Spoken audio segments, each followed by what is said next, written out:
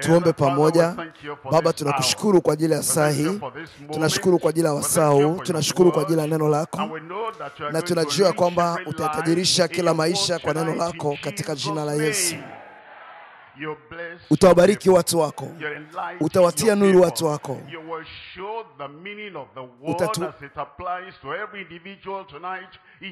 Utatufunulia maana ya maandiko kama yanavyosikana na kila mmoja wetu jioni ya leo katika jina la Yesu. Tunaomba kwamba nguvu yako na uwezo wako vitakuwa juu ya kila maisha ya mtu mmoja mmoja. Asante kwa sababu tunajua umejibu. Kwa jina la Yesu tunaomba. Na watu wema wa Mungu waseme Mungu akubariki. Unaweza kukaa. Tunakuja Marko sura ya 9 na tunaangalia mstari wa 9 mpaka ule wa 29. Marko sura ya 9 kuanzia mstari wa 9 mpaka wa 29.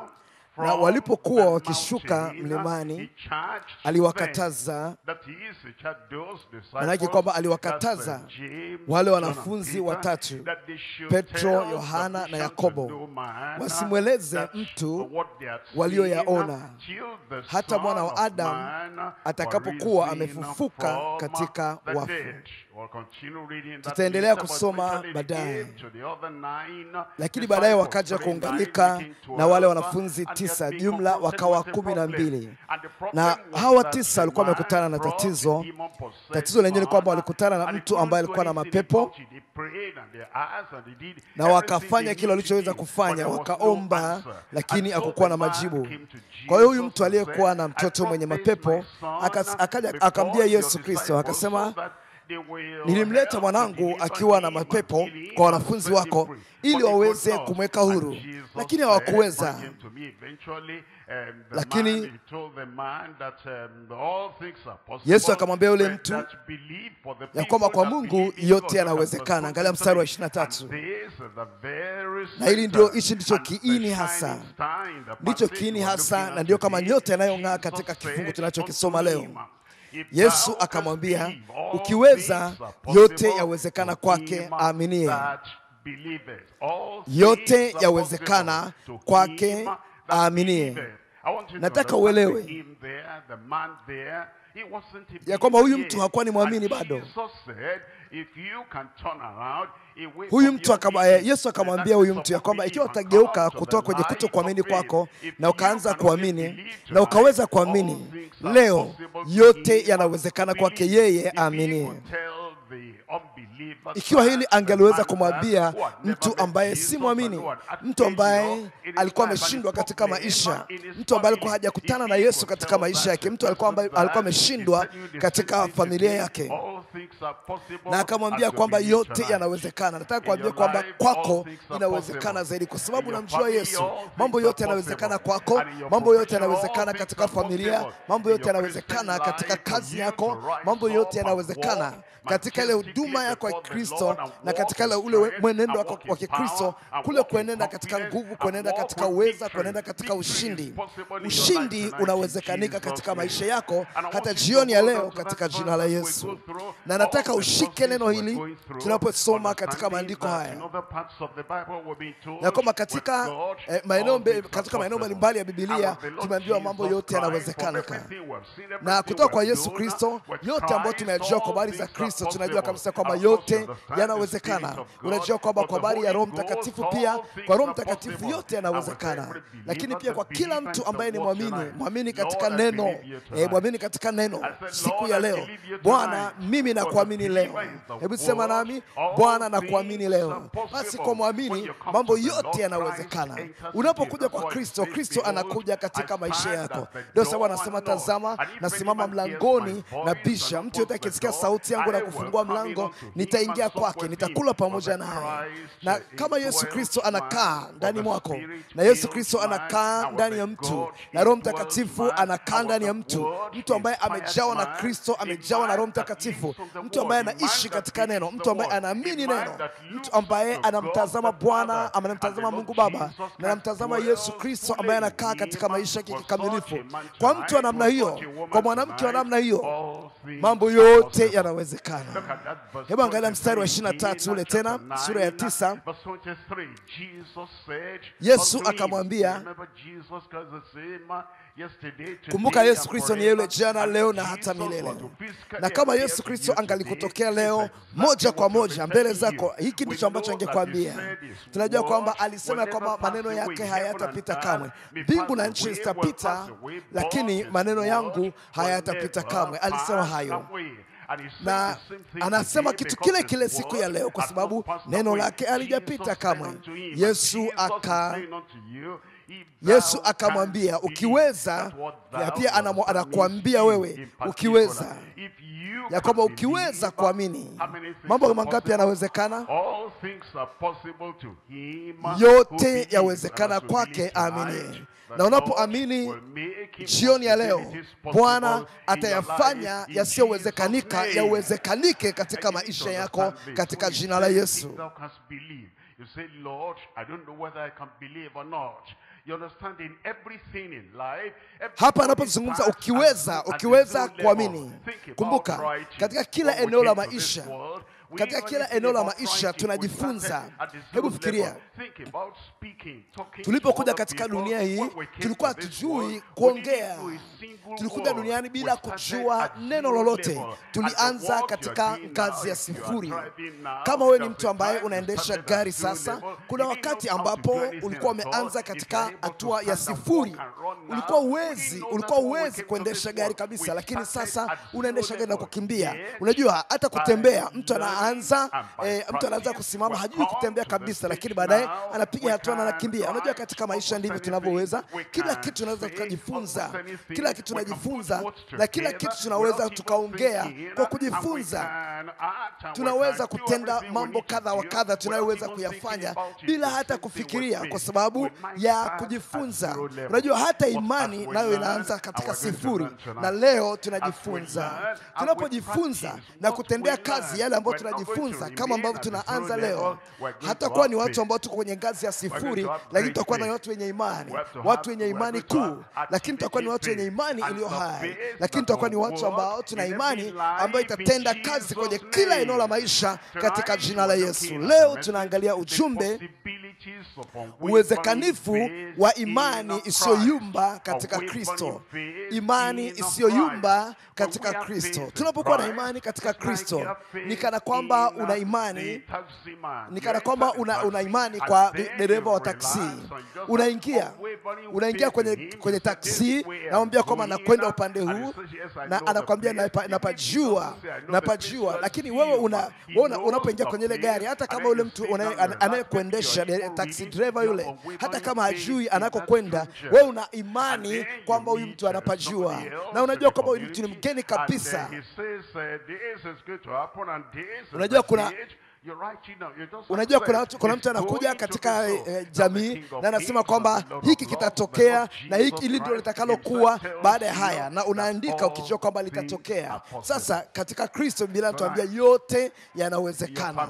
Leo kwako wewe mwenyewe, kwa familia yako, kama utakuwa na imani, kama utakuwa na imani kwa Kristo ambaye ni Bwana wetu, na tukawa na imani ambayo si ya kawaida, yeye ambaye si wa kawaida, Yesu Kristo ambaye si wa kawaida, ikiwa tuanze kumwamini yeye, basi yote yatawezekana katika maisha yetu, kwa sababu yeye hajawahi kushindwa.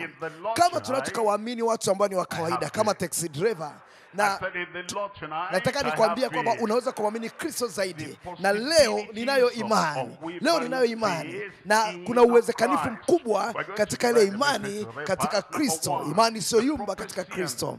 Hebu tuangalie mambo matatu. Jambo la kwanza, tunaangalia unabii na utambuzi wa awali wa mateso yake. Mara nyingi sana Yesu Kristo alizungumza habari ya mateso yake, habari ya dhabihu yake, habari ya kusalitiwa kwake, habari ya kifo chake, na habari ya kufufuliwa kwake. Na yote haya yalikuwa yametabiriwa na akayazungumza. Na sasa anatuambia tena juu ya unabii na utambuzi wa awali wa mateso yake. Lakini jambo la pili, tutaangalia udhaifu wa kutokuwa na imani kati ya watakatifu. Udhaifu wa kutokuwa na imani kati ya watakatifu. Kuna mtu ambaye amekuwa ni mwamini, amekuwa ni mtoto wa Mungu, ni mtakatifu wa Mungu. Lakini sasa anaomba, na anapoomba si kwa sababu tu kwamba wewe ni mtoto wa Mungu, wewe ni kaka au dada katika Bwana, sio kwa sababu tu kwamba wewe ni mtakatifu katika Bwana na kwamba damu ya Yesu Kristo imekuosha. Na ni kwa sababu una imani katika Kristo, ndipo hapo unapoomba unajibiwa. Kinachofanya maombi yajibiwe ni imani katika Kristo. Kinachofanya mfungo uwe ni mfungo wa manufaa ni imani katika Kristo. Ndio sababu anafanya kila kitu katika imani, amewekeza kila kitu katika imani, na anasema kwamba ukiweza kuamini yale yote ambayo unayaomba, yale yote ambayo umeyaombea, yale yote ambayo umemuuliza Bwana, Bwana atakupatia. Lakini kama mtu anaomba kama watu ambao wanavyoomba, watu wengi wanaomba na kupiga kelele, wanaomba na kujiviringisha ardhini, na wanaomba na kutokwa jasho, na wanafanya vitu vingi sana. Sio maumivu unayoyapata katika maombi, wala sio ile kelele katika maombi, wala sio kule kutembea huku na kule katika maombi. Kinachofanya imani, kinachofanya maombi yaweze kujibiwa sio shughuli unazozifanya wakati wa maombi, bali ni imani katika yale maombi. Kama hakuna imani, majibu hayataweza kuja. Lakini leo nataka nikwambie kwamba majibu yako njiani. Kipengele cha pili, udhaifu wa kutokuwa na imani kati ya watakatifu. Jambo la tatu, uwezekanifu wa imani katika utoshelevu wake. Uwezekanifu wa imani katika utoshelevu wake kwangu. Sema utoshelevu wake kwangu. Kristo anatosha kwa ajili ya maisha yangu. Lolote unalolitaka, lolote unaloliomba, lolote unalolitafuta, lolote ambalo unagonga mlango wa mbinguni kwa ajili ya hilo, hayo mambo yote yanawezekanika siku ya leo. Na hata sasa anaanza kufikiria ya kwamba je, utakuwa na vitu gani vya kiroho? Je, utakuwa na vitu gani vya kihisia? Utakuwa na vitu gani katika kazi yako? Ni vitu gani vya kimwili utakavyopata? Ni mambo gani ya kimwili ambayo utayapata katika maisha yako? Mali gani ambayo utaipata? Na unapomkaribia Bwana leo, na unapomwomba Bwana leo, mimi ninafurahi pamoja nawe kwa sababu anakwenda kuyajibu maombi yako. Uwezekanifu wa imani katika utoshelevu wake. Kipengele cha kwanza, nasoma sura ya 9 mstari wa 9 mpaka wa 13. Unabii na utambuzi wa awali juu ya mateso yake au wa mateso yake. Unabii na utambuzi wa awali wa mateso yake. Marko sura ya 9, na nasoma kuanzia mstari wa 9. Marko sura ya 9 na mstari wa 9. Na walipokuwa wakishuka mlimani, ule mlima wa mageuzi, mlima wa mabadiliko, aliwakataza wasimweleze mtu walioyaona. Alitaka waone haya maono maalum. Na kama alivyokuwa amewaambia mapema ya kwamba baadhi yenu hamtaonja mauti mpaka mtakapomuona mwana wa Mungu akiwa anakuja katika utukufu wake na katika uweza wake. Na huu ulikuwa ndio wakati wake, na ulikuwa ndio wakati wake wa kudhihirisha ule utukufu wake, si kwa kila mtu bali kwa mtu mmoja mmoja, kwa sababu wakati wa kudhalilishwa kwake na wakati wa kuteswa kwake, wakati wa kwenda msalabani ulikuwa hujafika. Kwa sababu kama angeliuona utukufu ule mapema kabla ya mateso yake na kule kudhalilishwa kwake na kulipa gharama kwake, wangalimfanya kuwa ni mfalme mara moja. Kwa hiyo akawaambia, ficheni hiyo taarifa, msimwambie mtu yeyote mpaka mwana wa Adamu atakapokuwa amefufuka kutoka kwa wafu. Kiangalia mstari wa 10, anasema wakalishika neno lile wakiulizana wao kwa wao. Huko kufufuka katika wafu maana yake nini? Walipaswa kuwa wameelewa, kwa sababu aliwaambia kwa kurudia rudia ya kwamba mwana wa Adamu atasalitiwa na hatimaye atauawa, atasulubiwa na siku ya tatu atafufuka kutoka kwa wafu. Aliwaambia kwamba msimwambie mtu yoyote mpaka mwana wa Adamu atakapokuwa amefufuka kutoka kwa wafu. Walikuwa hawawazi hata juu ya kifo chake, licha ya kuzungumza kwa habari ya ufufuo wake. Wakamuuliza wakisema, mbona waandishi unena ya kwamba imempasa Eliya kuja kwanza? Mstari wa 12, akajibu akawaambia, ni kweli Eliya yuaja kwanza na kurejeza upya yote, lakini pamoja na hayo ameandikiwaje mwana wa Adamu ya kwamba atateswa mengi. Unaona kwamba huu ndio unabii juu ya mateso yake. Huu ndio utambuzi wa awali juu ya mateso yake.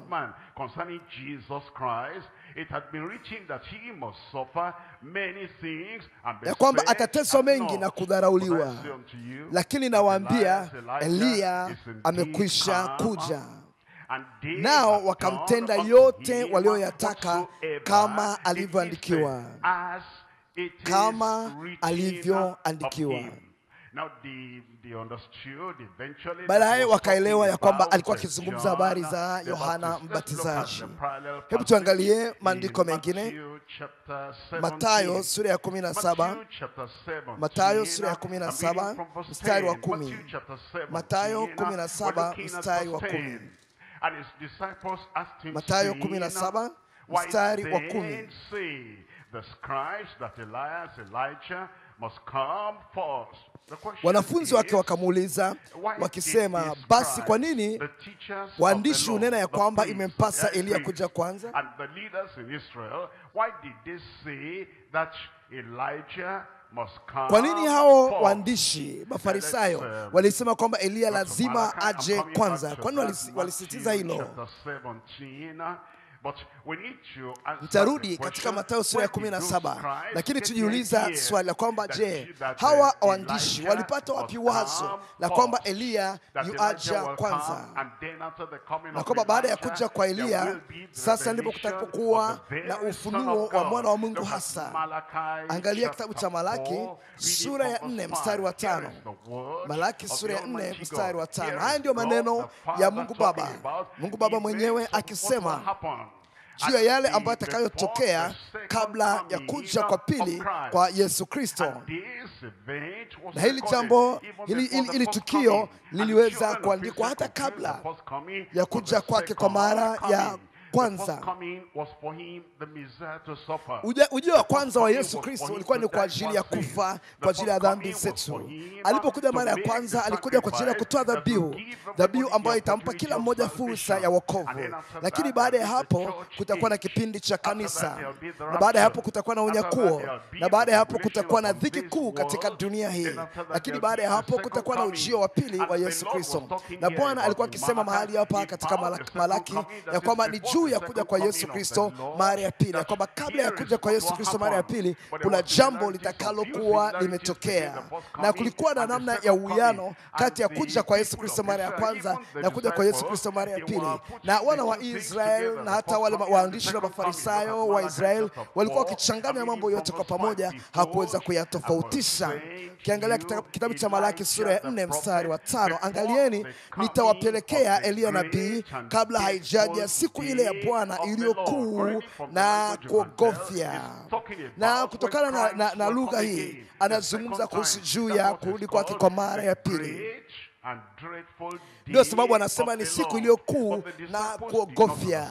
Wanafunzi wake hawakuelewa, lakini pia hata wale ambao ni waandishi hawakuweza kuelewa, na wakaweka kule kuja kwa Yesu Kristo, kule kuja kwa Eliya kana kwamba kunamtangulia Yesu Kristo anapokuja kwa mara ya kwanza. Ni kweli kwamba Eliya atakuja kwanza, naye ataigeuza mioyo ya baba iwaelekee watoto wao na mioyo ya watoto iwaelekee baba zao, ili nisije nikaipiga dunia kwa laana. Hapa ndipo ambapo wale waandishi walipata wazo ya kwamba Yesu walipata wazo ya kwamba Eliya atakuja kwanza. Kwa hiyo hapa walikosea tafsiri sahihi ya neno la Bwana, na ndio sababu walikosa hata ile fursa ya kuweza kufaidi ujio wa kwanza wa Yesu Kristo. Turudi katika Mathayo sura ya 17 mstari ule wa 10.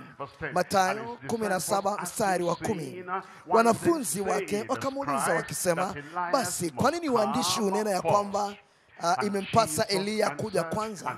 Naye akajibu akawaambia, kweli Eliya yuaja kwanza, naye atatengeneza yote.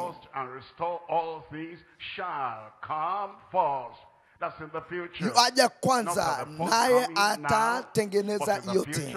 Ni kwa siku zijazo ya kwamba Eliya bado atakuja na hatimaye atarejeza mambo yote. Ila nawaambia ya kwamba Eliya amekwisha kuja.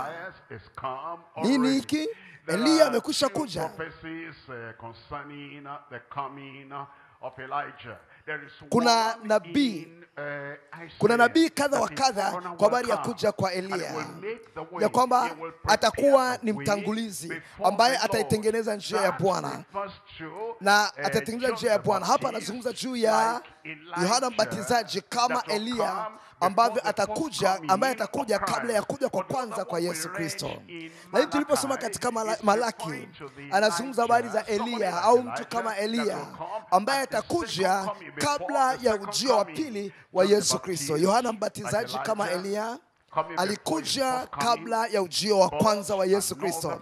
Lakini pia nabii mwingine ambaye ni mkuu, ambaye ni mweza, awezaye kufanya mambo yote, atakuja kabla ya ujio wa pili wa Yesu Kristo. Kwa hiyo hapa tunaona kwamba Yesu Kristo anazungumza habari za Eliya ambaye atakuja kabla ya ujio wa kwanza wa Yesu Kristo. Ndio sababu mstari wa 12 anasema, ila nawaambia kwamba Eliya amekwisha kuja, wasimtambue, lakini wakamtenda yote waliotaka. Wakamtenda yote waliotaka. Vivyo hivyo mwana wa Adamu naye yuaenda kuteswa kwao. Hebu tuende katika Luka sura ya kwanza mstari wa 15. Malaika alikuja akaongea na Zekaria na akasema habari ya ujio wa kwanza wa Yesu Kristo, ya kwamba atakuja mtu kabla ya ujio wa kwanza wa Yesu Kristo. Na huyo ni nani? Huyo ni Yohana Mbatizaji, sura ya kwanza mstari wa 15. Kwa sababu atakuwa mkuu, huyo ni Yohana, mbele za Bwana, hata kunywa divai wala kileo, naye atajazwa Roho Mtakatifu hata tangu tumboni mwa mamaye. Na wengi katika Waisraeli atawarejeza kwa Bwana Mungu wao, naye atatangulia mbele zake katika roho ya Eliya, katika roho ya Eliya na nguvu zake. Kabla ya ujio wake wa kwanza kuna mtu ambaye atakuja, kuna mtu ambaye atamtangulia Yesu Kristo, na atakuja kabla ya Kristo, na atakuja katika roho na katika nguvu za Eliya, ili kuigeuza mioyo ya baba iwaelekee watoto na kuatilia waasi akili za wenye haki, na kumwekea Bwana tayari watu waliotengenezwa. Hapa anazungumza juu ya Yohana Mbatizaji. Lakini pia hao waandishi walichanganyikiwa, walikuwa hawakuelewa ujio wa kwanza, ujio wa pili. Nami ninaomba ya kwamba kila namna kuchanganyikiwa katika moyo wako kutakuacha katika jina la Yesu. Na ni kwa sababu ya kutokuelewa huku ndivyo walivyofanya kwa Yohana Mbatizaji, na pia hatimaye wakaleta mateso hata kwa Yesu Kristo, kwa sababu walichanganya. Tazama ya kwamba tunaangalia unabii na utambuzi wa awali wa mateso yake. Matendo ya Mitume sura ya 2 mstari wa 23. Matendo ya Mitume sura ya 2 mstari wa 23. Hebu angalia jinsi alichokisema kwa habari ya Kristo na kwa habari ya mateso yaliyokuwa yamekwisha kumtokea. Ilikuwa sio ajali, ilikuwa ni jambo ambalo lilikuwa limekusudiwa. Mtu huyu alipotolewa kwa shauri la Mungu lilokusudiwa na kwa kujua kwake tangu zamani, ya kwamba Mungu alijua ya kwamba Yesu Kristo atateswa. Kule kuteswa kwa Yesu Kristo haikuwa ni ajali, haikuwa ni jambo, ni tukio tu, bali lilikuwa limetabiriwa na lilikuwa limekusudiwa na lilijulikana tangu zamani. Ninyi mkamsulubisha kwa mikono ya watu wabaya, mkamuua. Matendo ya Mitume sura ya 4 mstari wa 25. Matendo sura ya 4 mstari wa 25. Nawe ulinena kwa Roho Mtakatifu kwa kinywa cha baba yetu Daudi mtumishi wako, mbona mataifa wamefanya ghasia na makabila wametafakari ubatili? Wafalme wa dunia wamejipanga na wakuu wamefanya shauri pamoja juu ya Bwana na juu ya Kristo wake. Maana ni kweli Herode na Pontio Pilato pamoja na mataifa na watu wa Israeli walikusanyika katika mji huu juu ya mtumishi wako mtakatifu Yesu uliyemtia mafuta, ili wafanye yote ambayo mkono wako na mashauri yako yamekusudia tangu zamani yatokee. Anasema kwamba hili alikuwa ni jambo la kiajali, ilikuwa ni jambo ambalo limekusudiwa, ilikuwa ni jambo ambalo limetabiriwa, lilitambulika tangu awali ya kwamba hili litatokea. Kwa hiyo tuelewe ya kwamba hakuna kinachomtokea Yesu Kristo kwa ajali, na hakuna kitu ambacho kilimshangaza. Kwa hiyo ilikuwa imeandikwa kwa habari zake ya kwamba atateswa, atatoa dhabihu na ataweza kuleta wokovu kwa ajili ya wanadamu wote. Iliandikwa kwa habari zake ya kwamba atasalitiwa, atakufa, atazikwa, atafufuka, na mambo yote haya yaliandikwa na hatimaye yakatimizwa sawa sawa na unabii, na kwa ajili ya ufahamu wa Mungu juu ya mambo yote ambayo Mungu anayajua. Mungu anafahamu kila kitu, na kila kitu kilichomtokea Kristo kilipangwa tangu awali. Kwa hiyo tunapaswa kujiuliza, kwa nini? Tunajua kwamba ni kweli ilikuwa imetabiriwa, tunajua kwamba Mungu alifahamu tangu awali, lakini tunajiuliza swali kwamba kwa nini ateseke? Kwa nini asalitiwe? Kwa nini asulubiwe? Kwa nini afe? Kwa nini azikwe? Alikuja ili aweze kugeuza anguko la mwanadamu. Kila kitu ambacho tulikipoteza katika anguko la Adamu, Kristo alikuja, na alipokuja alikuja ili arejeshe kila kitu ambacho tumekipoteza katika Adamu. Kila kitu ambacho umekipoteza katika Adamu, ufufuo utakuja. Kwa nini? Yesu Kristo amekuja kwa mara ya kwanza na akatoa dhabihu na akalipa gharama kamilifu, na kwa sababu alilipa gharama kamilifu, ndio sababu katika maisha yako chochote kile ambacho shetani, chochote kile ambacho mapepo, chochote kile ambacho dunia imefanya katika maisha yako, kwa sababu kilikuwa na uwezo, dunia ilikuwa na uwezo, shetani alikuwa na uwezo wa kufanya kitu, nataka nikwambie kutakuwa na mageuzi katika maisha yako. Alikuja kwa ajili ya kuokoa. Ndio sababu alikuja kwa mara ya kwanza, alikuja ili aweze kuokoa. Ndio sababu alitabiriwa ya kwamba atakuja, na kwamba atakapokuja atakuja kufikiliza mwisho wa dhambi. Kama hujaokolewa leo, utaokolewa. Atakusamehe, atakuokoa. Anasema unapokuja, njoni tusemezane, japo kwa dhambi zenu zitakuwa ni nyekundu kama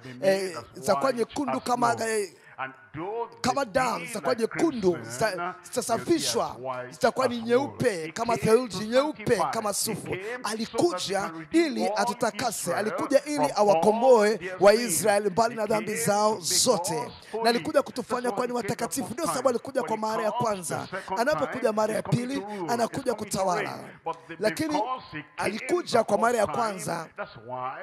Ndio sababu tunaokolewa, ndio sababu tunatakaswa, lakini pia alikuja kwa ajili ya kuponywa, kwa ajili ya kuponya. Kama wewe ni mgonjwa jioni ya leo, uponyaji umekuja. Alikuja kwa mara ya kwanza na akachukua aibu yetu akachukua magonjwa yetu yote, na akachukua madhaifu yetu yote. Alitoa kila kitu.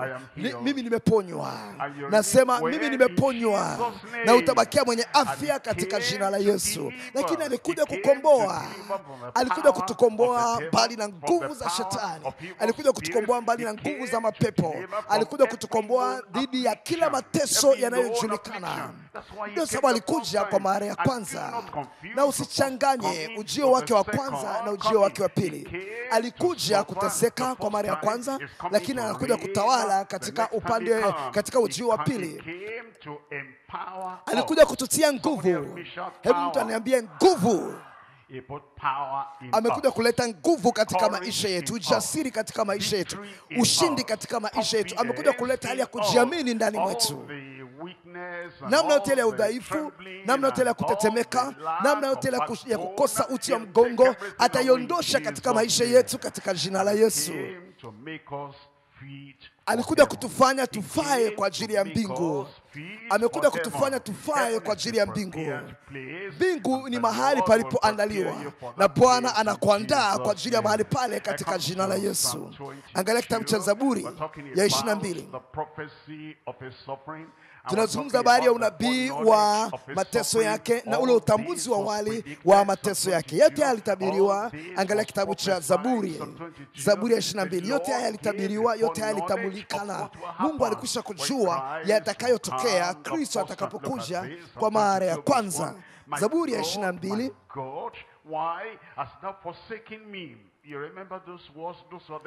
Haya maneno ndio maneno ambayo Yesu Kristo aliyasema msalabani. Mungu wangu, Mungu wangu, mbona umeniacha? Na alikuwa anatundikwa pale msalabani, na yale maneno aliyokuwa akiyazungumza pale msalabani yalishatajwa, yalishatabiriwa hata kabla ya msalaba. Ni Zaburi ya 22 mstari wa kwanza. Mungu wangu, Mungu wangu, mbona umeniacha? Mbona umbali na wokovu wangu na maneno ya kuugua kwangu? Mstari wa 6. Lakini mimi ni mdudu wala si mtu, laumu ya wanadamu na mzaha wa watu. Alikuwa amedharauliwa na watu. Wote walionao unicheka sana. Mstari wa 7. Hunifyonya wakitikisa vichwa vyao. Husema umtegemee Bwana na amponye na mwokoe sasa, maana apendezwa naye.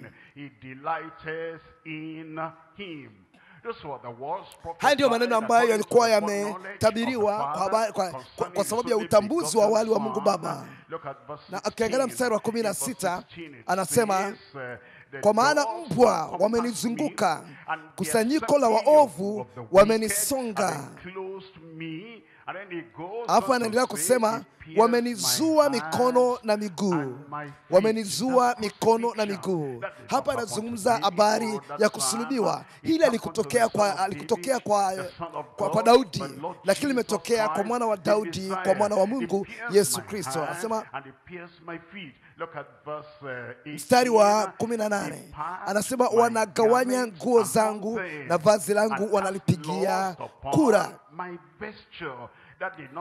Hili alikutokea kwa Daudi, lakini litokea kwa Bwana Yesu Kristo, kwa sababu ilikuwa imetabiriwa, ilikuwa unabii ulikwisha kutolewa na ilitambuliwa tangu awali ya kwamba hilo litatokea. Na yale mafao yote ya mateso ya Kristo, yale mafao yote ni yako. Yale mafao yote ni yangu. Mafao ya mateso ya Kristo ni yangu, ni yako, yatakuwa yako zaidi katika jina la Yesu.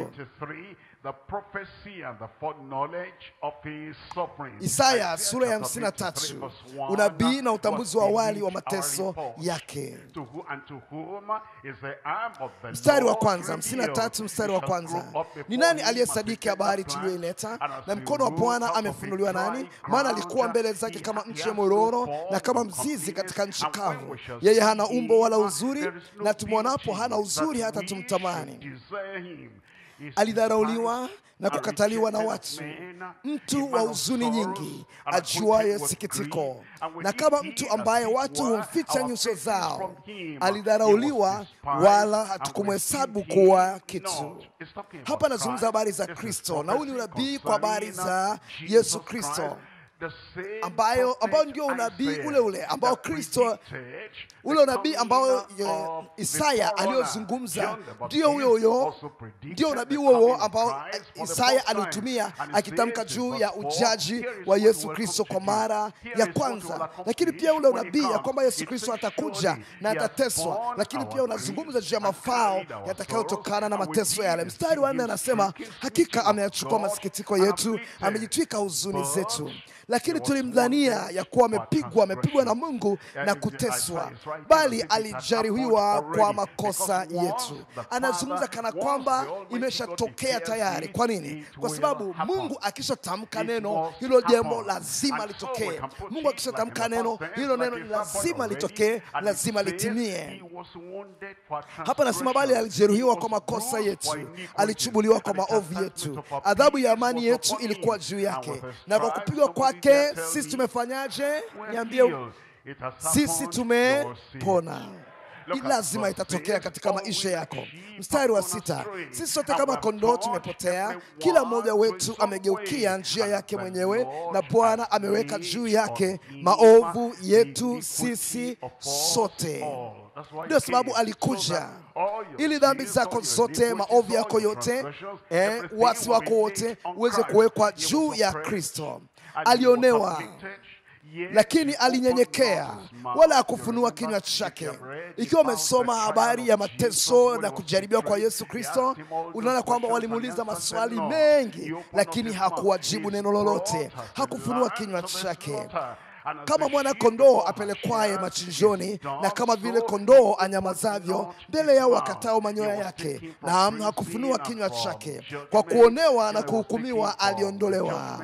Alichukuliwa kutoka kwenye ukumbi wa hukumu, akapelekwa kwa Pontio Pilato, ampeleka kwa Herode, hatimaye akamrudisha kwa Pilato tena. Kwa kuonewa na kuhukumiwa aliondolewa. Na maisha yake ni nani atakayeisimulia? Maana amekatiliwa mbali na nchi ya walio hai, alisulubiwa na akauawa, alipigwa kwa sababu ya makosa ya watu wangu. Kwa ajili ya dhambi yako, kwa ajili ya dhambi yangu alipigwa, kwa ajili ya dhambi zetu sote, ili aweze kukupa msamaha, akupe amani, akupe rehema, na akupe wokovu, akupe ukombozi. Kwa sababu alitwaa adhabu na maumivu ya hukumu yako. Angalia mstari wa 9, wakamfanyia kaburi pamoja na wabaya na pamoja na matajiri katika kufa kwake, ingawa hakutenda jeuri wala hapakuwa na hila kinywani mwake. Lakini Bwana aliridhika kumchubua kwa ajili yetu, amemhuzunisha. Utakapofanya nafsi yake kuwa dhabihu kwa dhambi, ataona uzao wake, ataishi siku nyingi. Ameshakufa tayari. Na anaposema kwamba ataona uzao wake, ataishi siku nyingi, maana yake ni kwamba atafufuka na atakwenda kukaa milele na milele mbinguni, na mapenzi ya Bwana yatafanikiwa mkononi mwake. Ataona mazao ya taabu ya nafsi yake na kuridhika kwa maarifa yake. Mtumishi wangu mwenye haki atawafanya wengi kuwa wenye haki. Kwa sababu alikufa, na kwa sababu alimwaga damu yake, na kwa sababu aliteswa na akaitoa ile dhabihu, na ikawa ni dhabihu kwa ajili ya dhambi, sasa maisha yako yanaweza kuhesabiwa haki, naye atayachukua maovu yao.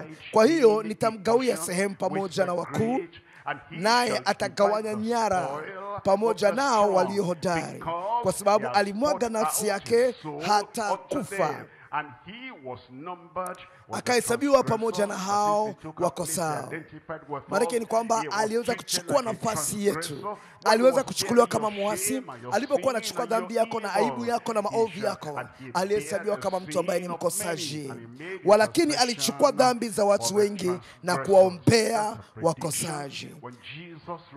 Kristo alipokuwa amefufuka kutoka kwa wafu, alipofufuka katika wafu, aliwaambia wanafunzi wake kwamba niliwaambia ya kwamba yale mateso yalikwisha kutabiriwa, na ilikuwa ni kwa ajili ya utambuzi wa awali wa Mungu Mwenyezi. Angalia kitabu cha Luka sura ya 24, from verse 25. Mstari wa 25. In verse 25, Luka then 24, said he unto mstari them, wa O 25. fools, and slow of heart to believe all that the prophets have spoken. Mstari wa 25, Biblia inasema mahali pale, akawaambia, enyi msiofahamu, wenye mioyo mizito ya kuamini yote walioyasoma manabii, walioyasema manabii. Je, kumpasa Kristo kupata mateso haya na kuingia katika utukufu wake kama alivyokuwa ametabiriwa? Haikumpasa Kristo kupata mateso haya kama alivyotabiriwa na kuingia katika utukufu wake? Hivi je, haujui kwamba mateso ya kwamba yatakuja kabla ya utukufu? Je, haujui kwamba dhabihu itakuja kabla ya udhihirisho wa utawala wake? Hapa tunaambia mstari wa 27, akaanza kutoka Musa na manabii wote, akawaeleza katika maandiko yote mambo yaliyomhusu yeye mwenyewe. Akawaeleza katika maandiko yote mambo yaliyomhusu yeye mwenyewe. Kuanzia wakati wa Musa ilikuwa imetabiriwa, na katika Zaburi ilikuwa imetabiriwa kwa ajili ya ule ufahamu wa awali wa Mungu, na akawaeleza kila kitu kwao. Akawaelezea katika maandiko yote mambo yaliyomhusu yeye mwenyewe. Mstari wa 44, kisha akawaambia, hayo ndiyo maneno yangu niliyowaambia nilipokuwa nikali pamoja nanyi,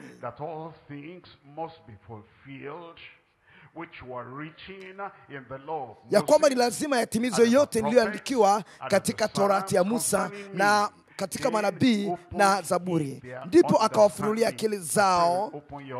Naomba ya kwamba atafungua akili yako ili ujue kwamba alikuja mara ya kwanza kwa ajili ya kuteseka na kwa ajili ya kutoa dhabihu, lakini na kwamba mafao ya mateso yake, mafao ya dhabihu yake, na mateso ya mauti yake, na mateso ya damu yake,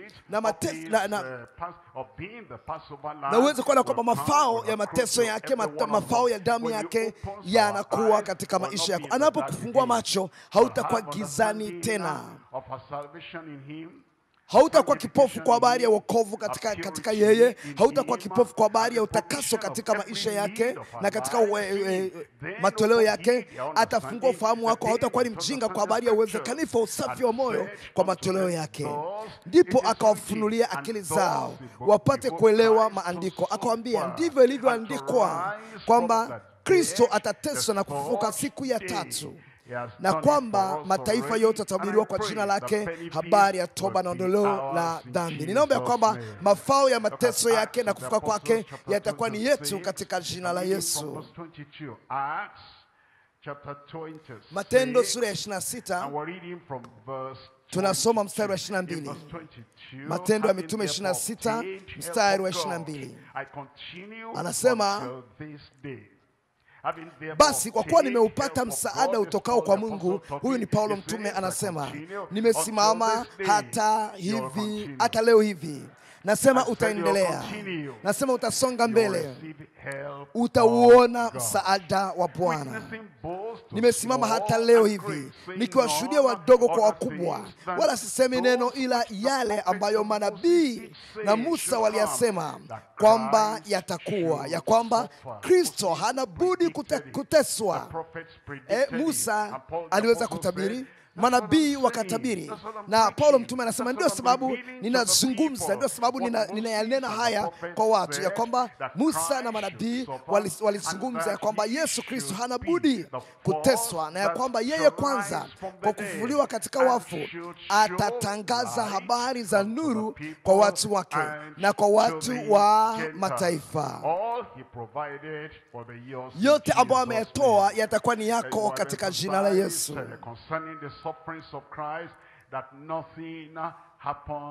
Tumeshafahamu ya kwamba kwa habari ya mateso ya Kristo hakuna kitu ambacho kimetokea kwa ajali kwake, na unapokuja kwa Kristo unakuwa ni kiumbe kipya, na hakuna jambo linalotokea katika maisha yako kama ajali.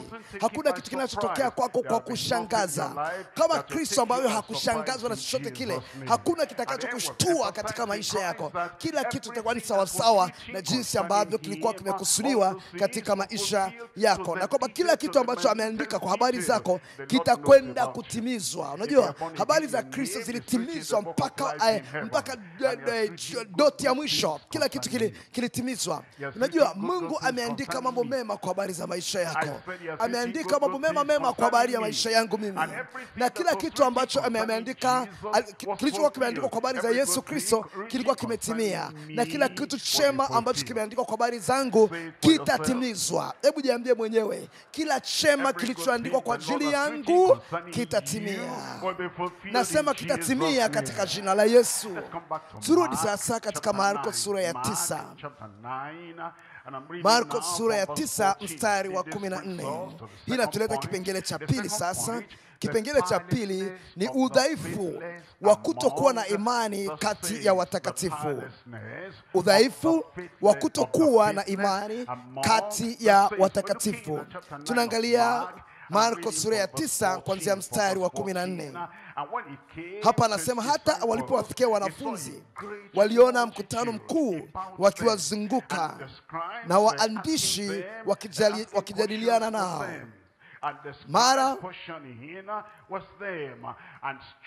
Mara mkutano wote walipomuona walishangaa, wakamwendea mbio wakamsalimu. Akawauliza, mnajadiliana nini nao? Mtu mmoja katika mkutano akamjibu, Mwalimu, nimemleta mwanangu kwako, ana pepo. Nimemleta mwanangu kwako.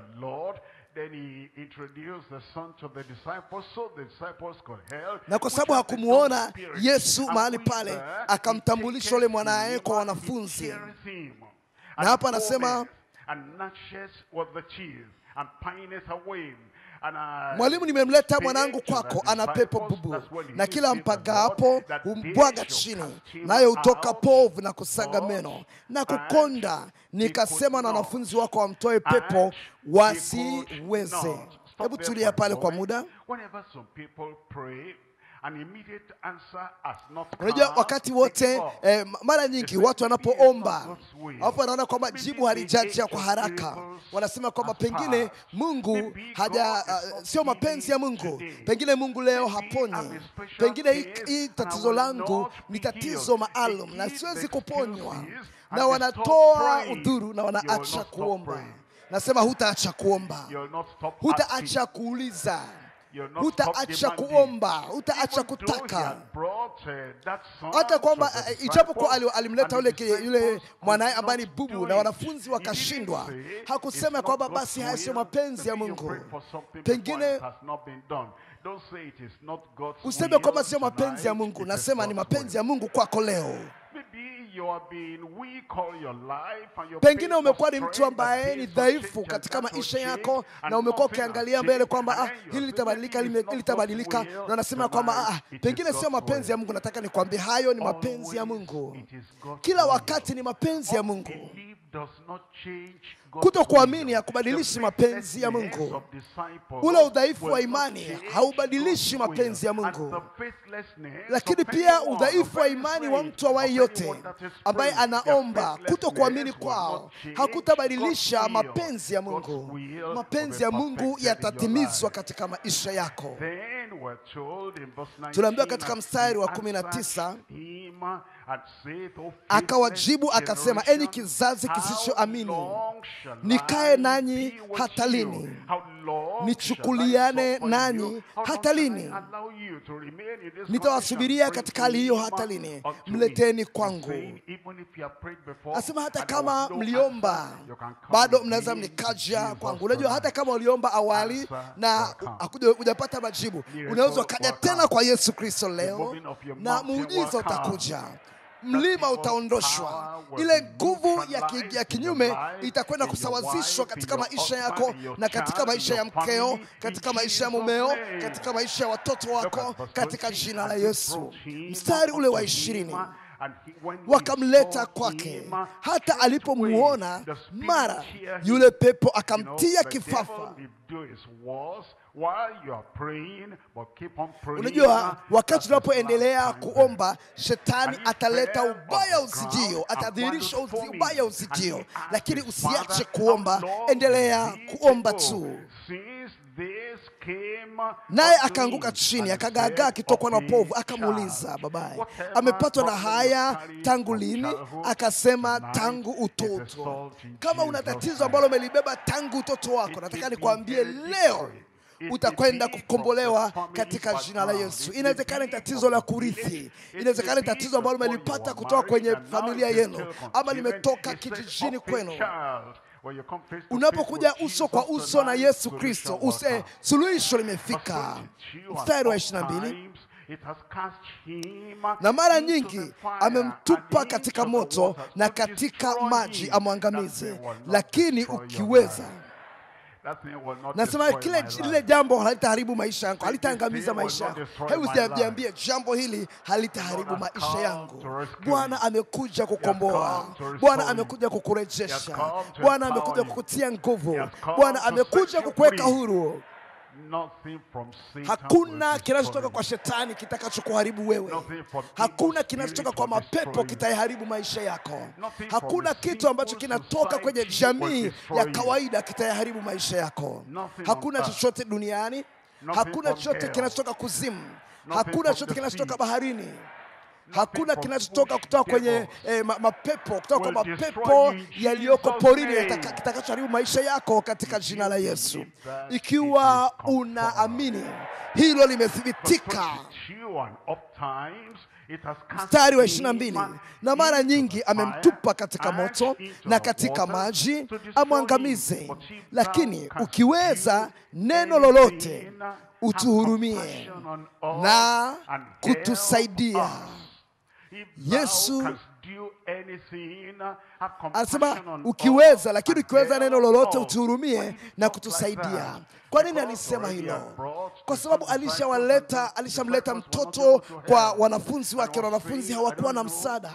Akasema, mimi sielewi, kwa sababu wanafunzi wako wameshindwa, wamefika katika mwisho wa uweza wao, wamefika katika mwisho wa ufahamu wao, wamefika katika mwisho wa uweza wao na nguvu yao.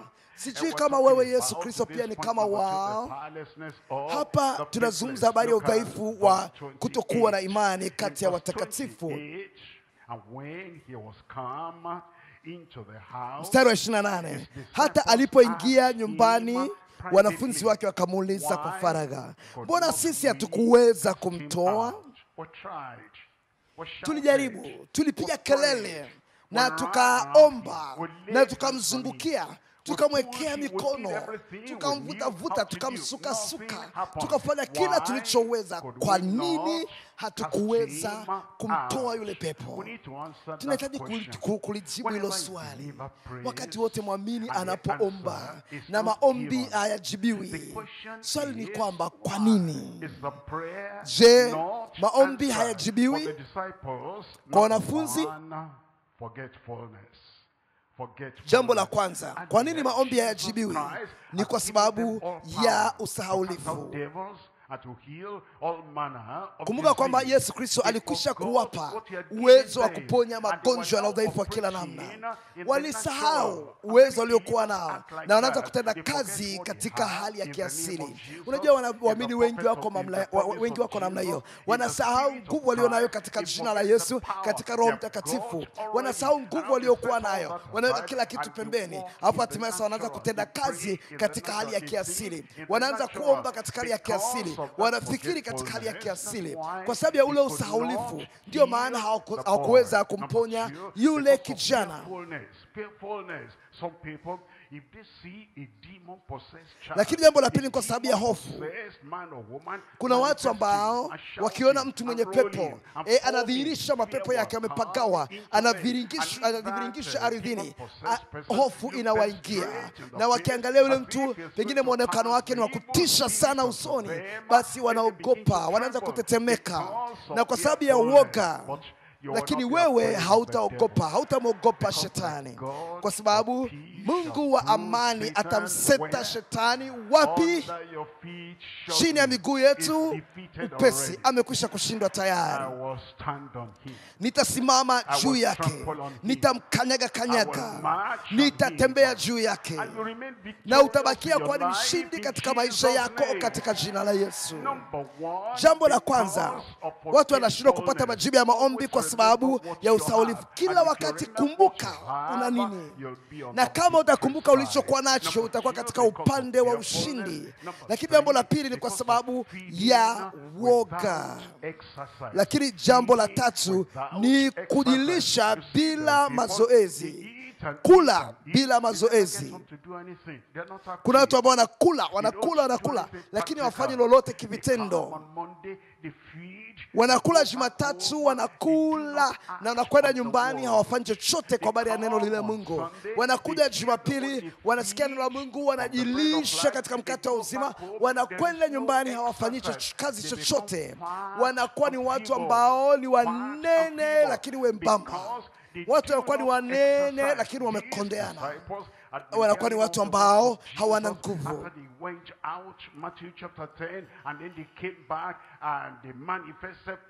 Walipotoka wakati wa ile Mathayo sura ya 10, waliposikia Mathayo sura ya 10, wakatoka na wakaenda wakafanyia kazi na hatimaye wakarudi na shuhuda. Lakini sasa walisikia mambo mengi, hawakwenda kuyafanyia kazi. Watu wengi wanashindwa kufanyia kazi yale ambayo wanajifunza. Lakini haitakuwa hivyo kwako. Unaposikia na Mungu utalifanyia kazi. Utakwenda kusimama katika neno ambalo neno la Mungu linasema, na utakwenda kufanikiwa katika jina la Yesu.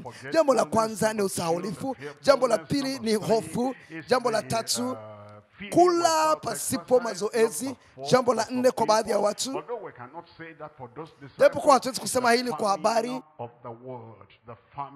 hatuwezi kusema hili kwa habari za wanafunzi, lakini kuna njaa katika dunia. Great and the word is good, but they go to the word, it's like there's nothing in that word. Njaa katika neno, ukame katika neno. Mtu anasoma neno, mtu anasoma neno haelewi chochote, lakini wewe hautakuwa na ukame wa neno. Lakini jambo lingine ni mazoea na neno la Mungu. Unajua mazoea yanaleta dharau. Unapokuwa umezoea neno, unapokuwa umemzoea Kristo na umemzoea Kristo sana, na unaweza ukamlalia, ukampiga bega, na anaweza akalala, na ukaenda pale ukamwambia Bwana, Bwana, kwa nini unalala? Je, auoni kama sisi tunaangamia? Unajua kule kumzoea sana Bwana, kule kuzoea sana neno inaweza kuzuia usifanye mambo ya ajabu katika maisha yako. Hautakuwa ni mtu ambaye umezoea Bwana kiasi kwamba unakuwa ni dhaifu katika maisha yako. The people, they worry too much. They worry too much. The wind is blowing, they worry. A cockroach is passing, they worry. A demon-possessed child is manifesting, they worry. Kuna watu ambao wanaogopa. Kutokuwa na imani, kutokuwa na imani. Kwa nini unaogopa? Kama unajua kwamba Kristo atamaliza matatizo yako, kwa nini unaogopa? Kwa nini unaogopa wakati unajua kwamba Kristo yupo katika kiti cha enzi? Na kuambia jioni ya leo, Yesu yupo kwenye kiti cha enzi. Kristo kwenye kiti cha enzi. Atafanya kila jambo. Basi tulia, pumzika, kwa sababu unajua kwamba majibu yako yamekuja. Utatulia kwa sababu unajua kwamba jawabu lako limekuja. Na tunapolitaja jina la Yesu Kristo, kila nguvu ya giza itakimbia mbali nawe katika jina la Yesu. Kwa hiyo sio mtu ambaye ni mwoga. Shida nyingine ya 6 hasa ni woga, kutetemeka. Lakini jambo la 7 ni kwa sababu ya kukosoa.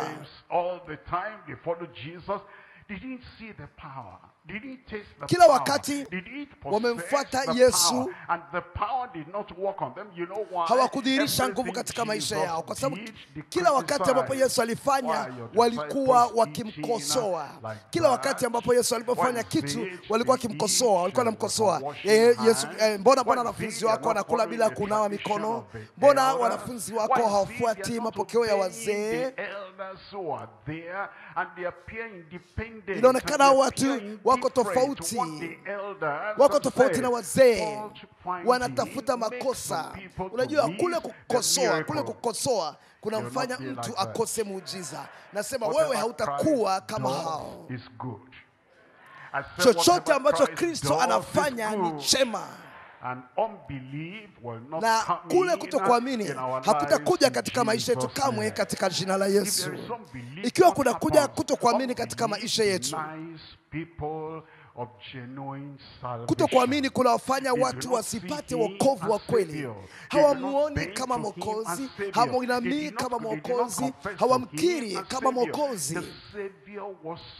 Mwokozi alikuwa yuko karibu sana nao, karibu sana na watu hao, lakini kutokuamini kuliwafanya wasipate wokovu. Kutokuamini kuna wazuia watu wasipate uponyaji.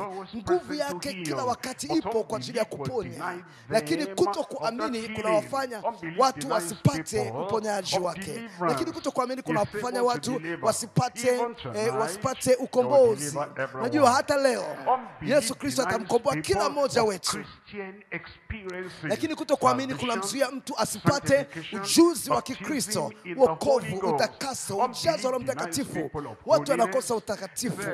Sasa mimi sielewi, sijui kwa nini siwezi kuwa mtakatifu. Kila wakati naangukia kwenye dhambi ile, kila wakati najinajisi kwa unajisi ule. Sielewi kwa nini siwezi kushinda hili na hili na lile. Unajua ni kwa nini? Ni kwa sababu ya kutokuamini. Kwa sababu Yesu Kristo anaweza kutuokoa hadi mwisho. Anaweza kutuokoa kabisa. Nasema leo kutokuamini kutaondoka na imani itakuja, na imani itakamilisha kila kitu ambacho Bwana amekusudia katika maisha yako katika jina la Yesu. Kutokuamini kunazuia watu wasipate majibu ya maombi yao. Unajua kuna watu ambao wanaomba sana, na wanamaanisha katika maombi yao, wanamuomba Bwana na wanagonga mlango, na wakati mwingine wanalala, wakati mwingine wanapiga magoti, wakati mwingine wanasimama, wakati mwingine wanatembea kama askari, wakati wanaomba, wakati mwingine wanatazama mbinguni, na wakati wanapiga hewa, na wanamaanisha sana katika maombi, na kuomba. Lakini kwa nini? Ya kwamba maombi yao hayajibiwi. Ni kwa sababu ya kutokuamini. Unajua kutokuamini kuna zuia tusipate majibu ya maombi yetu. Lakini pia kutokuamini kuna tunyima ushindi, kuna tunyima furaha, kuna tunyima nguvu. Muone mwamini. Alikuwa ni mwamini ambaye ni hodari, mwamini ambaye anasoma Biblia, ni mwamini ambaye anajifunza Biblia, mwamini ambaye ni mwombaji, ni mwamini ambaye ana dhamiri iliyo hai, lakini hana furaha. Na furaha ya Bwana ndiyo nguvu yetu. Hana nguvu, ana furaha ya binafsi. Hebu ifanye kwa ni ya binafsi sasa. Furaha ya Bwana ni nguvu yangu. Sema tena, furaha ya Bwana ni nini?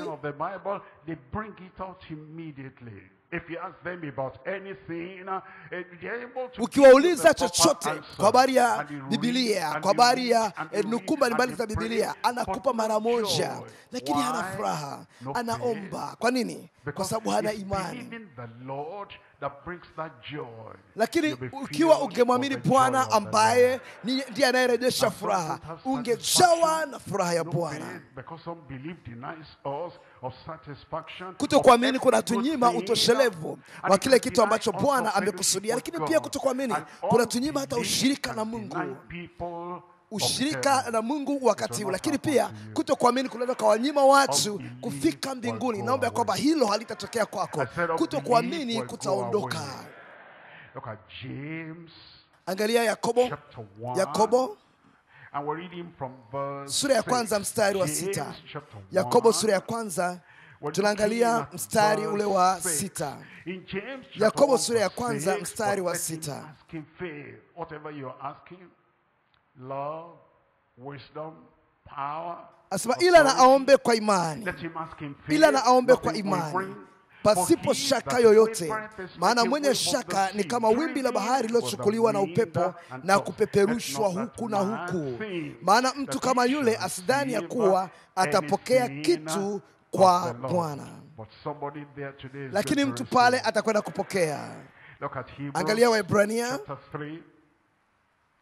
Hebrews chapter Waebrania 3, sura ya reading from 3 verse 12. mstari wa 12. Take heed, brethren. It's talking to Anazungumza juu ya believers. waamini Take mahali heed, pale, brethren, anasema angalieni ndugu lest there zangu, be in any of usiwe you katika mmoja an wenu evil moyo heart mbovu of wa unbelief kutokuamini in kwa departing kujitenga from the na living Mungu God. aliye hai. Unbelief brings instability. Kutokuamini Today kunaleta is in, kukosa tomorrow is uthabiti, out. ya kwamba leo yuko Unbelief ndani, kesho yuko brings nje. a person to an unstable Inamfanya mtu situation. akose uthabiti. That's why it says, take heed, lest there be Ndio sababu in anasema any of angalieni you an ndugu evil zangu, heart usiwe of katika mmoja unbelief wenu in moyo departing from the mbovu living God. wa Look at kutokuamini kwa verse kujitenga na 19. Mungu aliye hai. So we see Mstari wa that 19, they could not basi enter twaona in ya kuwa because of hawakuweza kuingia. Kwa sababu gani? because of unbelief. Kwa Look sababu at ya Hebrews kutokuamini chapter 4 kwao. verse 1. Waebrania sura ya Let us 4 therefore mstari wa fear lest mstari wa kwanza, Ebrania 4:1 anasema basi ikiwa ikaliko ahadi ya kuingia katika raha yake, na tuogope mmoja wenu asije akaonekana ameikosa. Maana ni kweli sisi nasi tumehubiriwa habari njema vile vile kama hao, lakini neno lile lilosikiwa halikuwafaa hao, kwa sababu halikuchanganyika na imani ndani yao waliosikia. Hilo neno ambalo walisikia halikuwafaidia chochote, kwa sababu alikuwa na mguso wote chanya katika maisha yao. Kwa nini? Kwa sababu halikuchanganyika na imani ndani yao waliosikia. Unakuja katika mafundisho ya Biblia na unasikia, lakini ili ufaidike na yale ambayo unayasikia ni lazima uweze kuchanganya na imani. Useme kwamba hilo ni kwa ajili yangu, hilo litatendeka kwa ajili yangu, mimi nitakuwa ndio wa kunufaika na haya. Unajua hata watu wengine ambao wanahubiri kitu sahihi, wanasema kitu sahihi, lakini pia wana matatizo yale yale ya siku za kale, matatizo yale yale ya siku za kale, na wanaweza kuhubiri na wanalo neno la Mungu. Kwa nini? Kwa sababu ijapokuwa wanahubiri, lakini hili neno hawalibinafsishi neno wanalolihubiri, hawalichangani na imani katika maisha yao, na ile imani katika neno ambalo wanahubiri inakuwa haipo, na kwa jinsi hiyo hawapokei.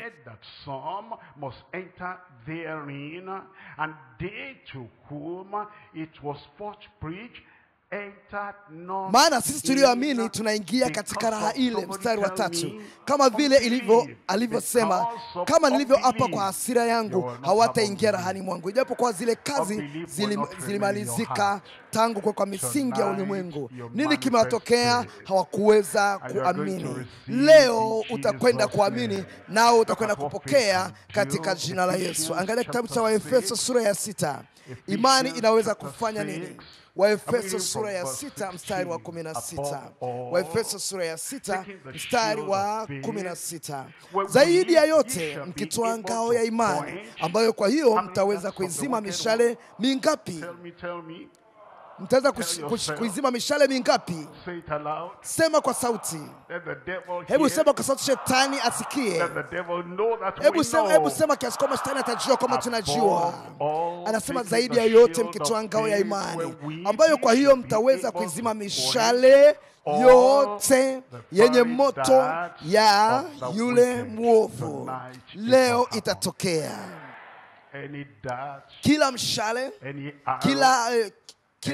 kila mshale, kila fumo ambalo limeelekezwa kwako utalivunja siku ya leo, utaliharibu siku ya leo. Na ile mishale yote ya shetani kwa mtu ambaye ni yoyote katika maisha yetu mahali hapa, hiyo mishale imevunjwa katika jina la Yesu. Marko sura ya 9 mstari wa 23. Marko sura ya 9 mstari wa 23. Unamkumbuka yule baba ambaye mwanae alikuwa amepagawa, akasema kwamba lakini ukiweza neno lolote utuhurumie na kutusaidia. Pengine ndicho anachokisema, anasema nalo hili tatizo, hili tatizo la muda mrefu tangu utoto wangu, nimelipeleka kwa watu wengi sana, lakini halijaweza kupata suluhu. Na pengine unasema leo ya kwamba ikiwa chochote kinaweza katokea, unajua swala la kwamba ukiweza sio swala la Mungu, ni swala la kwako wewe mwenyewe. Hebu angalia mstari wa 23. Yesu akamwambia, ukiweza. Nini kinafuata? Ukiweza, nini kinafuata? Yote yawezekana kwake aminie. Yote yawezekana kwake aminie. Hebu tuangalie Mathayo sura ya 17. Mathayo 17 mstari wa 20. Mstari unaofanana na huo. Mstari wa 20 anasema, Yesu akawaambia, kwa sababu ya upungufu wa imani yenu. Kwa maana amin nawaambia, mkiwa na imani kiasi cha punje ya haradali, mtauambia mlima huu. Mtauambia nini? Mtauambia nini? Mlima huu, ondoka hapa uende kule, nao utaondoka. Nakwambia mlima wako, nao utaondoka. Ule mlima kwenye familia yako, nao utaondoka. Kile kikwazo katika maisha yako ya kiroho kitaondoka. Alafu anasema, wala halitakuwako neno lisilowezekana kwenu. Wala halitakuwako neno lisilowezekana kwenu. Hebu nifanye kwa la binafsi. Wala halitakuwako neno lisilowezekana kwangu. Bwana lithibitishe hilo kwenye maisha yako katika jina la Yesu. Marko sura ya 9, sura ya 11. Marko sura ya 11 mstari wa 22. Marko 11 mstari wa 22. Yesu akajibu akamwambia, mwaminini Mungu. Kama wasingaliweza kuwa na imani, Bwana asingeliweza kuamuru ya kwamba mwaminini Mungu. Bwana anajua kwamba unaweza kuwa na imani katika Mungu. Amin nawaambia, yoyote atakayewaambia. Nani anapewa ni yeyote mahali pale? Yeyote ni yupi huyo? Hakuna ubaguzi mbinguni. Hakuna upendeleo mbinguni. Na leo wewe ambaye ni mmoja kati ya yeyote atakayewaambia mlima huu, ng'oka ukatupe baharini, wala asione shaka moyoni mwake, ila amini kwamba hayo asemayo yametukia, yatakuwa yake. Yatakuwa yake. Nitapata kila ninachokisema. Kwa sababu hiyo nawaambia, yoyote myaombayo mkisali, aminini ya kwamba mnayapokea, nayo yatafanyaje? Nayo yatakuwa yenu. Nami yatakuwa ni yangu, nayo yatakuwa ni yako. Na miujiza itathibitishwa katika maisha yako. Warumi sura ya 4 mstari wa 17. Warumi sura ya 4 mstari wa 17. Warumi sura ya 4 mstari wa 17.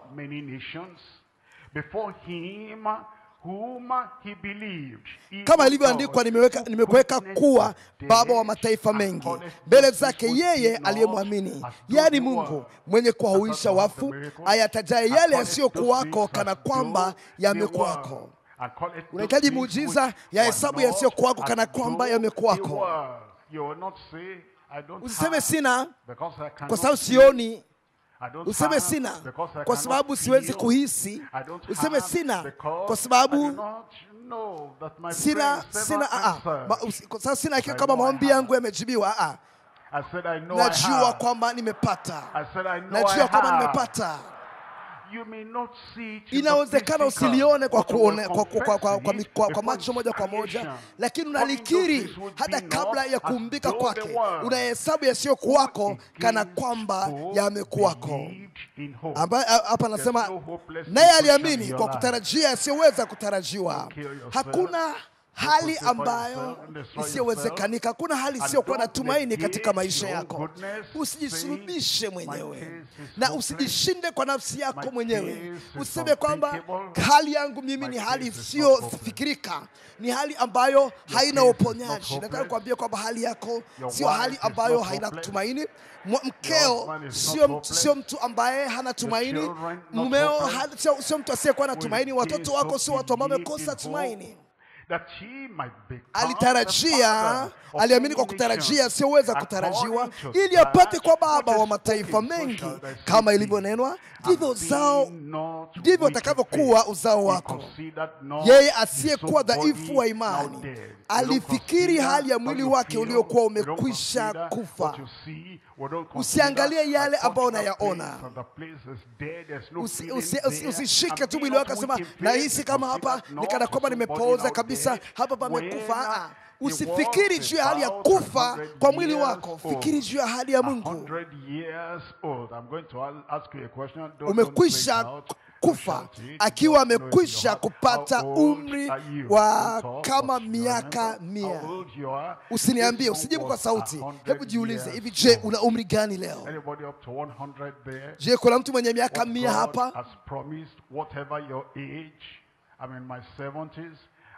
Mimi niko kwenye umri wa miaka 70, miaka 80, miaka 50, na niliomba ili jambo tangu nikiwa na miaka 40. Sahau juu ya umri ulionao sasa na umri wa tatizo lako. Hebu angalia. Yeye asiyekuwa dhaifu wa imani, Biblia ya Kiingereza anasema vyema, hakufikiri hali ya mwili wake uliokuwa umekwisha kufa, akiwa amekwisha kupata umri wa miaka kama 100, na hali ya kufa ya tumbo la Sara. Lakini akiona hadi ya Mungu hakusita kwa kutokuamini, bali alitiwa nguvu kwa imani, akimtukuza Mungu. Chochote ambacho Mungu amesema atafanya, atafanya. Na hiyo ndio sababu ya kumtukuza Mungu. Na ukiwa umeshawishika kikamilifu, je, umeshawishika kiasi gani? Huku akijua hakika, mstari wa 21, ya kuwa Mungu aweza kufanya yale aliyo ya ahidi. Kuna utendaji katika maisha yako leo, na yote ni kwa imani. Yote yanawezekana kwa imani. Wokovu wetu ni kwa imani. Utakaso wetu ni kwa imani. Kukubalika kwetu na uhakika tulio nao ya kwamba yote yatakuwa ni mema, yote ni kwa njia ya imani. Lakini pia usafi wako ni kwa imani. Atasafisha moyo wako, atakutia nguvu, atakujaza kwa Roho Mtakatifu. Ule ujasiri wetu na kule kujiamini kwetu, vyote ni kwa imani. Lakini uponyaji wetu, afya yetu ni kwa nini? Ni kwa njia gani? Miujiza, ishara na ajabu katika maisha yetu ni kwa njia gani? Ndiyo neema ambayo sio kwa ya kawaida. Neema itoshayo, neema yangu ya kutosha. Alimwendea Bwana mara kwa mara, na Bwana akamwambia kwamba unachohitaji ni neema, na neema yangu inatosha katika maisha yako. Nakwambia leo unayo neema ya kutosha. Lakini zile karama za Roho, karama zote za Roho, na kwa hakika jioni ya leo, mambo yote, wakati wote, mahali popote, katika hali yoyote, kila jambo linawezekana kwako. Na yote ni kwa njia ya imani. Nasema yote ni kwa njia ya imani. Marko sura ya 9. Marko sura ya 9 mstari wa 23. Marko sura ya 9 mstari wa 23. Yesu akamwambia, ukiweza, yote yawezekana kwake aminie. Mara babaye yule kijana akapaza sauti akasema, naamini. Nasema kwa machozi, akasema naamini, nisaidie kutokuamini kwangu. Hebu fikiria juu ya hilo. Je, unaamini? Asema ndio naamini. Lakini ndani ya alichokuwa anasema anaamini, kulikuwa na kitu kama kutokuamini, ya kwamba nisaidie kutokuamini kwangu. faith on the surface, and even some doubt and unbelief underground, God will answer your prayer. Unajua ikiwa kuna imani juu, If with your lakini heart ndani ya imani there yako is kuna faith, mashaka with kwa my mbali heart, ndani ya Lord, imani I yako ile, believe. bado But in my Bwana mind, atayajibu and there is maombi something that is yako. pinching me somewhere, and Ndiyo that's naamini, giving me lakini some kuna kitu ambacho unbelief. kinaniuma, He kuna will kitu answer kinachonifinya your kwa prayer. ndani, Lord, nami I nakisikia, believe, help thou naamini, my unbelief. nisaidie kuto And kuamini when kwangu. Jesus Naye Yesu saw that the akiona ya kuwa people came mkutano running together, unakusanyika he mbio, rebuked the akamkemea foul yule pepo spirit, mchafu, akamwambia, unto him, ewe saying pepo unto bubu. him, now you need to understand. Akamwambia, Whatever the man felt and whatever the man said, once Jesus opens his mouth and he speaks to that dumb spirit, the work is done. unajua haijalishi kama huyu mtu alijisikiaje, haijalishi kama huyu mtu alisema nini, lakini Yesu Kristo alipoinuka tu na akasema juu ya yule pepo, ile kazi imekwisha. Unajua ukimpata tu Yesu katika maisha yako, akainuka na akazungumza na chanzo cha tatizo lako, mara Kristo atakapozungumza na ile roho, akazungumza na ile nafsi nyuma ya tatizo lako, ile kazi imekwisha. Ile hisia yako haitazuia utendaji na nguvu ya kiutendaji ya neno la Kristo. Hapa hakuzungumza na yule mtu sasa, bali alizungumza na yule pepo aliyekuwa analeta matatizo. Anasema, ewe pepo bubu na kiziwi, mimi na kuamuru mtoke huyu, wala usimuingie tena. Nasema kutakuwa na ukombozi wa kudumu, kutakuwa na mamlaka ya kudumu mahali hapa jioni hii ya leo. Akalia, akamtia kifafa sana, akamtoka, naye akawa kama amekufa. Hata wengi wakasema amekufa. Nasema hautakufa. Lakini Yesu akamshika mkono, akamuinua, naye akasimama. Akamuinua, naye akasimama. Akamuinua, naye akasimama. Anakuinua leo, na utasimama katika uweza, utasimama katika nguvu, utainuka katika mamlaka, utainuka ukiwa umejibiwa, utamka na mamlaka, utamka na uponyaji. Hata lakini Yesu akamshika mkono, akamuinua, naye akasimama. Kumbuka, ukiweza, yote yawezekana kwake aaminie.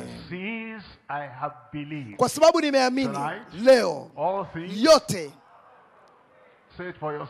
Kwa sababu nimeamini. Hebu jiambie nafsi yako mwenyewe, yote yanawezekana kwangu kwa sababu nimeamini. Yote yanawezekana. Uko wapi? Inawezekana. Katika familia yako inawezekana. Machozi yako yanafutwa, inawezekana. Nira yako imevunjwa, inawezekana. Na magonjwa yako yameponywa, inawezekana. Ikiwa unaweza kuamini, yote yanawezekana kwake yeye aaminie. Naamini. Naamini. Uko wapi? Simama pale ulipomwambia naamini. Hebu simama pale upige kelele, naamini. Simama pale uthibitishe kweli kweli kwamba unaamini. Mambo yote yanawezekana. Fungua kinywa chako na umshukuru Mungu. Mwambie Bwana kwamba naamini. Mimi sio mtu wa mashaka. Naamini. Sio mtu ambaye sina tumaini. Naamini. Sio mtu ambaye ni dhaifu. I believe, I receive. Naamini nitaona. I believe it is ninaamini mine. ni langu. I believe long-standing problems Ninaamini are ya kwamba removed. tatizo la muda mrefu linaondoka. I believe age-long Ninaamini mountains ya kwamba are ule removed. mlima wa miaka mingi unaondoka. I believe the Ninaamini power of ya kwamba sin nguvu is ya dhambi broken. imevunjwa. I believe Ninaamini The afflictions ya are kwamba gone. mateso yameondoka.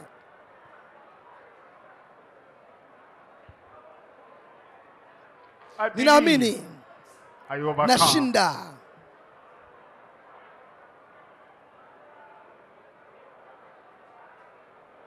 I believe and it is done. Naamini na imekuwa. I believe I'm more than a Naamini conqueror. mimi ni zaidi ya mshindaji.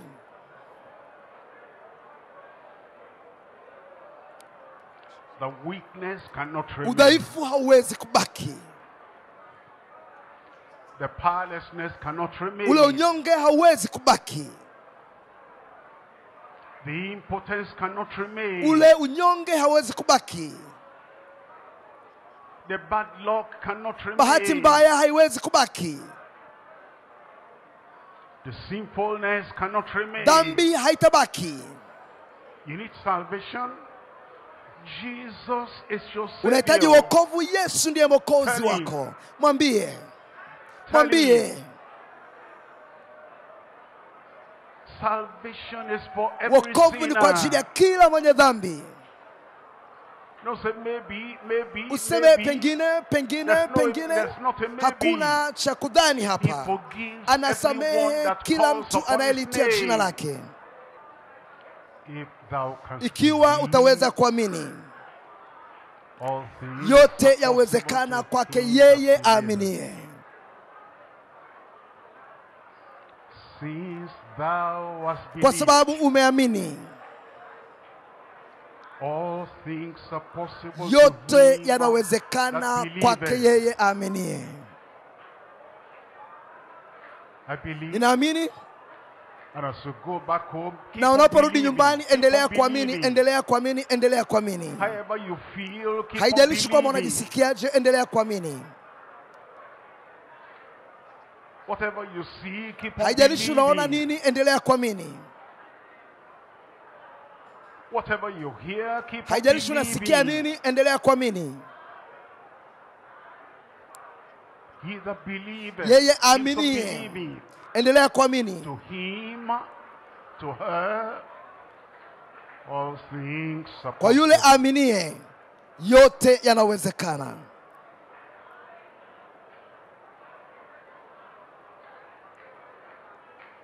In Jesus' name, Kwa we jina la pray. Yesu tunaomba. God has answered my prayer. Bwana ameajibu maombi yangu.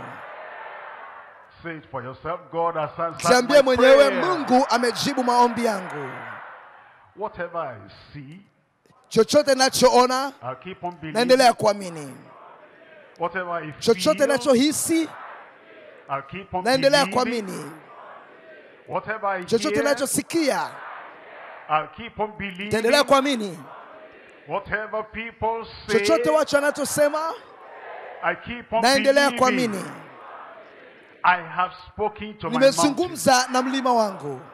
My mountain has led. Mlima wangu umeondoka. And whatever may be the Na chochote appearance, ambacho kinaonekana, I count the mountain na gone. hesabu mlima wangu umeondoka. I count my mountain Na hesabu gone. mlima wangu umeondoka. I count my problem Na hesabu solved. tatizo langu limesuluhishwa. I count my body Na hesabu mwili healed. wangu umeponywa. I count my soul Na hesabu saved. nafsi yangu imeokolewa. I have received my answer. Nimepokea jibu langu. Where are Uko you? wapi? Raise up that Inua hand. mikono hiyo. You are going to Inua receive mkono something. huo, utapokea kitu. And what you receive Na is going to be unachokipata permanent. leo kitakuwa ni cha kudumu. Somebody help me shout Mtu aseme permanent. cha kudumu. Father, Baba, in kwa Jesus' jina la name, Yesu, we bless your name for tunalibariki the jina lako revelation kwa of ajili ya your word. ufunuo wa neno That lako, Christ came the ya first kwamba time to Yesu Kristo suffer, alikuja mara ya and in the kwanza suffering and kuteswa, sacrifice, na he has kuteswa taken kwake all our na sins ile dhabihu away. yake Confirm imeondoa each and dhambi every zetu. life in Thibitisha hilo Jesus' kwenye kila name. maisha kwa jina la Yesu. The burden of sin, Mzigo wa dhambi, the load of ule- sin, the condemnation of hukumu ya sin, dhambi, the guilt of hatia ya sin, dhambi, the power of nguvu ya sin, dhambi, the pain maumivu of ya sin, dhambi, the punishment of adhabu ya sin, dhambi, take away from iondoe everybody kwa in kila mmoja Jesus' wetu name. katika jina la Yesu. And as everyone believes Na now kwa- that you say na kila mmoja them, anapokuamini let that sasa salvation ya kwamba be real umemwokoa, and hebu ule genuine wokovu and ni definite halisi, in ule wokovu Jesus' wenye name. halisi, wokovu original katika jina la Other Yesu. Christian experiences Na give unto ujuzi your mwingine wa people. Kikristo wape watu wako. Lord, you are whipped at the whipping post and by your Ulitandikwa stripes viboko were healed. katika mahali pa kupigwa Nobody viboko, na has kwa right viboko to vile bear that tumeweza sickness kuponywa. anymore Hakuna when you mtu have ambaye taken ataendelea everything away. na ugonjwa ule And wakati so ambapo for umechukua every udhaifu wetu brother, mbali every nasi. sister, Kwa hiyo every kila kaka, man, every kila woman, dada, kila everyone mwanamume, that kila is studying mwanamke with us na tonight, yote ambaye I amejifunza pray, pamoja Lord, nasi siku ya every form leo, of sickness inaomba kwamba out kila from namna ya your body in ugonjwa Jesus' utaiondoa name. katika maisha yao katika jina la Yesu. Satan Shetani has no hana power to nguvu oppress ya any kumkandamiza believer na kuweza anymore. kumuumiza mwamini Because awaye the yote mahali hapa prophecy tena, kwa is sababu that he unabii will ni kwamba bruise the ya heel of the seed of the ya kwamba woman, and the seed of the woman Christ will bruise Shetani his head. umepondwa Satan kichwa is na uzao wa bruised for mwanamke. everyone. Shetani umepondwa kichwa Every kwa habari za demonic kila power, moja moja every wetu, affliction kila of utendaji wa evil spirit, mapepo, every kila bad mateso luck, ya every kipepo, yoke, every kila curse, nira, come under kila your feet now laana in na Jesus' kila bahati name. mbaya, shuka chini ya miguu yetu pesi You're katika healed jina la in Yesu. Jesus' name. Umeponywa kwa You're jina la delivered Yesu. in Jesus' Umekombolewa name. kwa jina la Yesu. As you go back Unaporudi home, nyumbani, power goes with you. nguvu inaenda pamoja nawe, Peace goes amani with you. inaenda pamoja nawe, Purity goes with usafi you. unakwenda pamoja nawe, Provision matoleo goes yanakwenda with you. pamoja nawe, Prosperity na goes ustawi with you. unakwenda pamoja nawe. Impossibilities are now Yasiyowezekanika possible in your yanawezekanika life. sasa katika maisha The yako. name of Jina la Jesus Yesu has Kristo brought untold limeleta blessings upon baraka you zisizokuwa tonight. na kifani katika And maisha your yako blessings leo, from salvation na to hizo Christian baraka experiences zako to kuanzia healing, wokovu, to ujuzi wa deliverance, to Kikristo, dominion, ukombozi, to mountain uponyaji, moving will be kuondoshwa kwa permanent in milima, your life vitakuwa ni in vya Jesus' kudumu name. kwako katika jina la Yesu. Confirm your mighty Thibitisha hand in uweza every wako wenye life. nguvu, mkono wako wenye nguvu kwa kila Let there be maisha. joy. Kuwe na furaha, Let there be hebu kuwe na happiness. shangwe, Let there be hebu kuwe na satisfaction. utoshelevu, Let there be permanence hebu in kuwe every na one of the miracle you have kuwe na given kudumu kwa in kila Jesus' muujiza ambao name. umeutoa katika jina la Yesu. Joy of the Furaha Lord ya will be Bwana multiplied in every izidishwe life. katika kila maisha. We know it is Tunajua imekuwa I know it's not na for me. najua imekuwa kwangu, I know it's not najua for me. imekuwa kwangu, I know najua it's ya not kwamba for imefanyika me. kwangu. Thank you, Lord. Asante Confirm Bwana, it in every thibitisha one. kwa kila maisha. Jesus' Kwa jina la name we Yesu pray. tunaomba.